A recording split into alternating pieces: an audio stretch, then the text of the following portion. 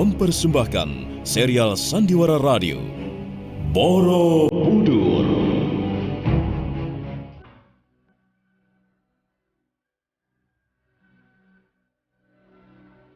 Di tanah Jawa, saat kerajaan Mataram kokoh berdiri, setindak demi setindak, perlahan namun pasti, berdiri dengan megah sebuah bangunan suci, Borobudur.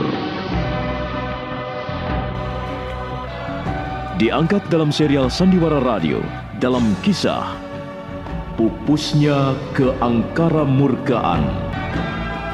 Naskah karya Edi Dosa. Ide cerita M. Satria Pinandita. Dengan para pelaku Petrus Urspon sebagai Gunadarma, Lis Mardiana sebagai Biung Sinom, Teti sebagai Nilat Paladala, Edi Dosa sebagai Rakai Pikatan, Pripanggi sebagai Samirana, Idris Apandi sebagai Busudandai, Desi Indah sebagai Tejah Melati, Insan sebagai Telik Sandi, dibantu oleh Guritno, Ari, Lanti, Dewi Ayu, Elias Gibel, Wiwi, dan sederet bintang sandiwara radio lainnya.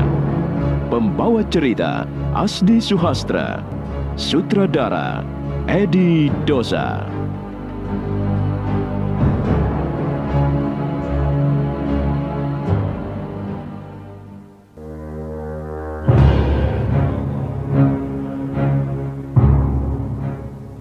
Malam mulai larut. Beberapa orang prajurit berjaga-jaga di sekitar pintu gapura. Dari jauh tampak ruangan tidur Pangeran Lokapala terang benderang oleh cahaya lampu dinding. Kabut tipis turun dari lereng bukit menoreh, menyapu daun-daun pohon di halaman. Suaranya terdengar seperti rintihan pilu para korban pembangunan Kamulan yang mendahului pulang ke alam baka. Pangeran, jangan! Diah Lokapala menggeliat bangkit dari atas pembaringan, membuka pintu dan melangkah keluar. Dia berhenti sejenak di tengah halaman yang sepi senyap. Tiba-tiba matanya terpaku melihat benda aneh yang bergerak-gerak di samping arca batu. Benda itu bersinar, tampak lembut tapi liat. Putra mahkota menghampirinya. Pangeran Lokapala terkejut. Dia membalikkan punggungnya dan segera melihat kehadiran Balapati Jagat Palaka, salah seorang panglima perang Mataram. Oh, Paman Balapati? Pangeran, jangan dekat-dekat. Benda apa itu, Paman? Kok bisa bergerak-gerak sendiri? Apa dia makhluk hidup? Entahlah, Pangeran. Kami belum tahu benda apa itu. Kami hanya mendapat lapor bahwa benda itu berbahaya. Awas, Pangeran. Jangan berdiri di situ. Dia seperti ingin berbuat sesuatu pada kita. Awas! Diah Lokapala terkejut ketika benda liat bersinar itu mendadak melompat. Balapati Jagat Palaka secepat kilat menarik pedangnya sambil mendorong pundak Diah Lokapala. Mata padang dengan sebat membelah benda aneh itu menjadi dua bagian. Lihat, Paman. Dia jadi dua. Ya, Iya. dia jadi dua, Paman. Sembunyi. Ya. Sembunyi di balik pohon itu. Iya. Iya. Dia tidak mati, Paman. Malah sekarang jadi 4. Hati-hati, Pangeran. Jangan sampai dia menyentuh Pangeran. Saya takut benda itu membawa racun mematikan. Celaka, Paman. Dia mengepung kita. Lihat, dia ingin menerkam kita. Lari, Pangeran. Cepat, cepat lari. Balapati Jagat Palaka menggelandang tangan Diah Lokapala, membawanya berlari melewati lorong-lorong istana. Diah Lokapala menurut saja. Mereka masih mengejar kita, Paman. Lihat, mereka melayang di atas tembok lorong. Kita ke kiri, Pangeran. Ke kiri. Maksud Paman mau sembunyi di balai peranginan. Pokoknya ke kiri. Cepat, Pangeran. Ikut Paman. Iya. Lewat sini. Ayo cepat. Sepertinya dia tidak mengejar kita lagi, Paman. Atau mungkin dia memutar lewat lorong sebelah sana. Tenang saja, Pangeran. Mudah-mudahan dia pergi ke tempat lain. Ayo. Sebenarnya, itu makhluk apa, Paman? Apakah dia menggigit? Pangeran, saya juga baru melihatnya sekarang ini. Saya tidak tahu bagaimana cara dia membunuh korban-korbannya. Membunuh? Iya. Makhluk itu membunuh orang maksud Paman? Pertama kali orang melihatnya di sebuah warung minum. Korbannya seorang pelayan perempuan. Wajahnya seperti disiram api. Kulit tubuhnya mengelupas. Ih, mengerikan sekali, Paman. Iya. Peristiwa pembunuhan aneh dan kejam itu cepat tersebar hingga menyusul korban-korban berikutnya. 2 orang prajurit yang sedang meronda tengah malam mengendarai kuda. Jangan-jangan benda itu ilmu hitam kiriman seorang juru teluh, Paman. Iya, mungkin juga semacam itu, Pangeran. Yang jelas, dia berbahaya. Kita harus menemukan cara untuk memusnahkannya. Dia Lokapala hampir saja berteriak kalau Balapati Jagatpalaka tidak segera membekap mulutnya. Saat itulah 2 bayangan terbang melintas di atas kepala mereka. Ibunda, Ayahanda Maharaja. Apa yang kamu lakukan di sini, Lokapala? Paman Balapati Jagatpalaka, apa yang terjadi, Paman? Kami terpaksa sembunyi, Ibunda.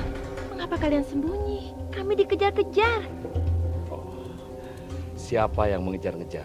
Makhluk aneh, seperti adonan tepung yang bersinar. Kata Paman Balapati, dia suka membunuh orang. Apakah makhluk ini yang belum lama dilaporkan trik sandi Paman Balapati? Begitu? Sepertinya begitu, Gusti Maharaja. Pangeran Lokapala sudah melihat sendiri wujudnya. Itu Paman, dia masih mengejar kita. Awas, awas! Awas, Gusti. Dia tidak bisa dibunuh dengan kita. Memang benar, dari celah dahan pohon tanjung muncul 4 benda bersinar, melayang-layang ringan, kemudian bergerak menyebar. Balapati Jagatpalaka dengan sebat melompat, menyambut mereka dengan sabetan-sabetan pedangnya. Demikian pula Sri Maharaja Rakai Pikatan dan permaisurinya tak tinggal diam. Serentak mereka terbang menghadang dengan pukulan jarak jauh. Diah Pramodawardhani mengibaskan selendangnya. Ujung selendang menampar, mematuk ke sana kemari bagaikan ular berbisa. Tapi keempat benda bersinar itu bergerak lincah, menukik, melesat dengan gesit sambil mencari sasaran. 2 orang prajurit jaga yang mendengar keributan itu berdatangan.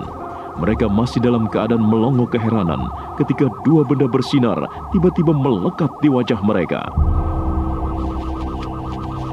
Hentikan! Minggir semua! Minggir! Minggir semua! Minggir!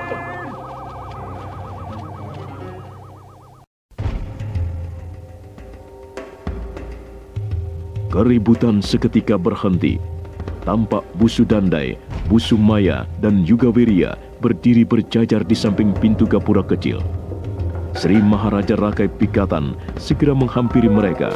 Sementara makhluk bersinar jumlahnya semakin banyak. Mereka melayang-layang di udara dengan gerakan seakan-akan mengancam. Apa yang kalian lakukan di sini?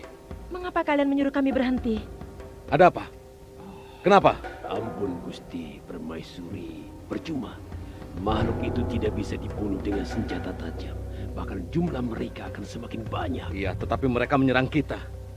Iya, kita tidak bisa tinggal diam. Jangan takut, Balapati. Serahkan mereka pada kami. Ampun Gusti Maharaja. Gusti Permaisuri, biarlah kami bertiga yang menghadapi mereka. Sri Maharaja Rakai Pikatan, Diah Ayu Pramodawardhani, dan Balapati Jagatpalaka bergerak menepi. Balapati Jagatpalaka tetap menggenggam pedangnya. Sementara itu Busu Dandai, Busu Maya, dan Yugawirya memasang kuda-kuda dengan menggenggam obor di tangan masing-masing. Hei! Makhluk keparat, turun kalian! Sini! Biar ku musnahkan kalian dari muka bumi. Ayo turun! Apa yang kalian tunggu? Teriakan mereka segera lenyap di telan kesunyian sekitar. Suasana menjadi hening. Namun di balik keheningan itu, terasa ada sesuatu yang menggetarkan hati.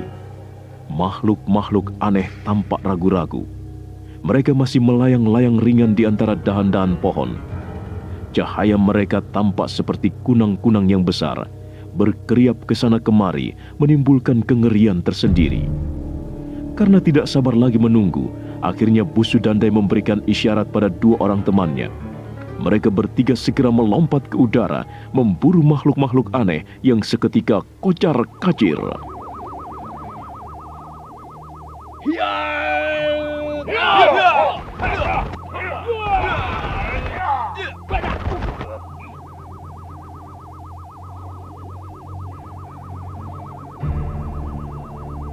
Bu Sudandai, Bu Sumaya, dan Yugawirya serentak menyerbu ke arah makhluk-makhluk yang berterbangan di sekitar pepohonan.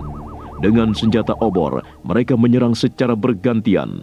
Dan aneh sekali, setiap terkena sengatan api obor, makhluk mengerikan itu meledak, hancur berkeping-keping, dan musnah dalam kegelapan.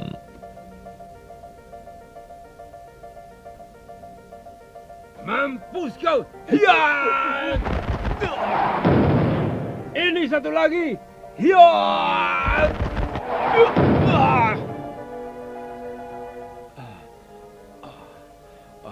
Habis Gusti Maharaja, semuanya musnah. Baru kali ini aku melihat makhluk seperti itu. Untung kalian bertiga segera bisa mengatasinya. Dari mana kalian tahu bahwa mereka akan binasa karena api? Kakang Yugawirya yang mula-mula menggunakan obor untuk memusnahkan makhluk aneh itu, Gusti Permaisuri. Saya menggunakannya secara kebetulan saja. Gusti Permaisuri, saat itu saya tidak bawa senjata. Keris yang biasanya terselip di pinggang saya juga kebetulan tidak saya bawa. Sementara itu keadaan semakin tegang dan gawat. Sudah ada 2 orang prajurit menjadi korban amukan makhluk aneh itu. Akhirnya saya menyambar obor yang menancap dinding rumah Bu Sumaya. Api obor saya ayun-ayunkan lalu saya pukulkan ke makhluk yang ada di dekat saya. Saya sendiri kaget. Makhluk itu meledak, hancur berantakan dan hilang tanpa bekas. Rupanya disitulah kelemahannya. Dia dapat dikalahkan dengan api. Awas, Paman! Masih ada satu! Paman! Pinggir! Minggir, Pangeran! Ini, makan obor ini kalau mau menyusul teman-temanmu. Jangan berdiri di situlah, Kapala. Di sini lebih tenang. Sepertinya sudah tidak ada lagi. Ya, itu tadi sisanya. Untung obornya belum dimatikan.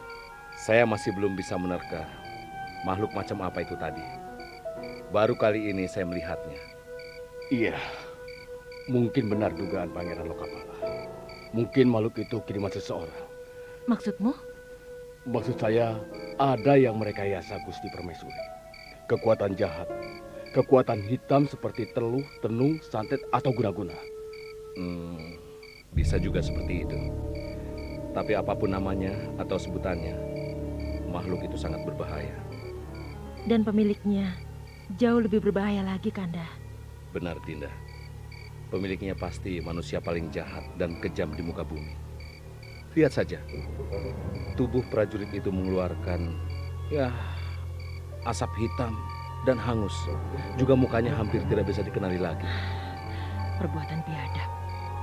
Lebih biadab dari prajurit gila di medan perang. Pelaku peristiwa ini harus segera dicari dan dibekukan oleh Maharaja. Sudah pasti, Dinda. Tapi kita harus hati-hati. Ilmu orang itu pasti sudah mencapai tataran yang tinggi. Kalau dia bisa membuat makhluk aneh untuk menimbulkan kerusuhan, pasti dia juga bisa membuat yang lain. Cobalah, Bu Sudandai, Bu Sumaya, Yugawirya, dan juga Paman Jagatpalaka. Aku minta pendapat kalian. Sepertinya saya belum bisa berpendapat, Gusti Maharaja. Saya belum bisa menerka kira-kira perbuatan siapa semua ini tadi. Tapi ada satu hal yang bisa kita catat. Ialah bahwa orang itu dengan sengaja menyerang istana Paduka. Dan hal itu menunjukkan bahwa dia tidak senang dengan kerabat kerajaan. Dengan kata lain, dia memusuhi kerajaan. Mungkin juga dia punya sasaran khusus dengan makhluk-makhluk anehnya itu. Siapapun orang itu, Ya. dia telah menjadi musuh kita, musuh negara. Kita harus menyelidikinya lebih jauh. Benar. Kita harus menemukannya dan meringkusnya. Itu bukan pekerjaan yang mudah, Bu Sudandai. Benar, Gusti Permaisuri. Tapi kita tidak bisa tinggal diam dan berpangku tangan. Iya, tapi juga bukan berarti kita harus menangkap sembarangan orang. Sebab kita tahu ada sekelompok orang yang tidak suka melihat Kandara Kepikatan duduk di atas tahta. Ya, mungkin sekelompok orang yang menyimpan rasa dendam atau ya lain-lain alasannya. Dinda, janganlah perkara seperti ini dikait-kaitkan kepada perkara yang lain. Ampun Sri Baginda. Mungkin juga peristiwa ini ada kaitannya dengan peristiwa lain. Misalnya peristiwa kecelakaan di Kamulan yang terjadi berulang kali. Mungkin juga pelakunya orang yang sama. Orang yang sama? Siapa? Maksudmu Biyung Sinom? Iya. Siapa lagi kalau bukan perempuan iblis itu?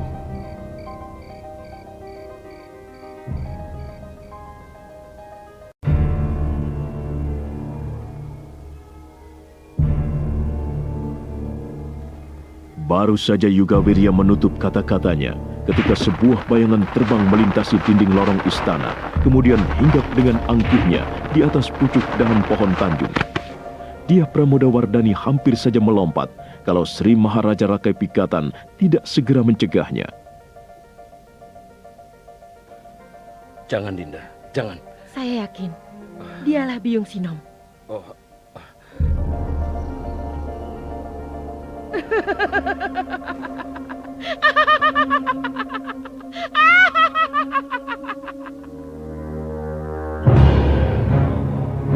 Nah, bagaimana kisah selanjutnya? Benarkah bayangan itu Biyung Sinom? Dan apa yang akan dilakukan perempuan iblis itu? Saudara pendengar, untuk mengetahui jawabannya, ikutilah terus serial Sandiwara Radio ini. Borobudur. Sampai jumpa.